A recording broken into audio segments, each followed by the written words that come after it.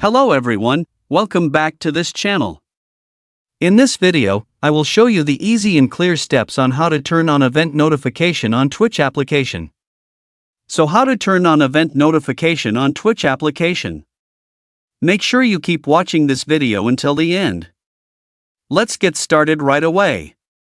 Firstly, open the Twitch app on your Android device. This is the initial screen of the Twitch app. Next, tap the settings icon at the top left. And appears like this. Tap notification menu. Tap on mobile. And tap events. So that's it, tutorial how to turn on event notification on Twitch application. Thank you for watching.